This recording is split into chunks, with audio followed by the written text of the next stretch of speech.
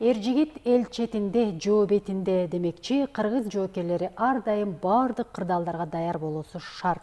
Баткендеги 630 аскердик бөлүгү өздүк курамы менен түнкү ок атуу көнүгүүсүн өткөрдү. Мындай машыгуулар буга чейин да аскердик бөлүкчүлөр арасында өткөрүлүп келген болсо, бул жолу аскердик бөлүктүн бардык курамы катышты. Машыгуунун негизги максаты аскерлердин согуштук кырдаалдарга даярдыгын иш жүзүндө сынап көрүү болгон. Катардагы жоокер Ислам Камилжан уулу түн ичинде өткөрүлүп жаткан машыгууга алгачкы жолу катышып жатат. Колундагы куралы менен ата мекенге кол салган душманды жок кылуусу шарт. Бул анын ыйык милдети болгондуктан бардык кырдаалга даяр болуу дымагы көч. Бул деген биз мекенди коргошубуз керек. Ар кандай кыйынчылык болушу мүмкүн мекенди коргоодо. Ошо биз даяр турушубуз керек. Эч ким билбейт душман каяктан келет, качан келет. Күндүзү келиши мүмкүн, кеч келиши мүмкүн. Биз ошого даяр турушубуз керек. Согуштук кырдаалдар учурунда жоокерлердин өмүрү үчүн коркунучтар жаралат. Алардын бири душмандар тарабынан коюлган жардыргыч миналар. Аны зыянсыздандыруу адистин милдети. Түн ичинде кыйыныраак болот бир аз.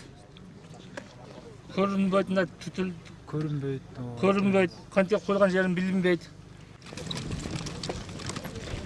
Мындай машыгуу буга чейинки пландын негизинде өткөрүлгөн сабактардын жыйынтыгы. Ар бир аскердин даярдыгын текшерүү, түнкү ок атуу, душмандарды жок кылуу көп күжүрмөндүктү талап кылат. Мына ошондуктан татаал шарттарда тапшырмаларды аткаруу, душмандарды жок кылууга даярдоо болуп саналат дейт 630 аскер бөлүктүн командири. Биздин аскер бөлүгүбүздө негизги пландын негизинде белгилүү бир өткөрүлгөн сабактардын жыйынтыгында ушундай түнкү жана күндүзгү машыгуулар өткөрүлүп турат.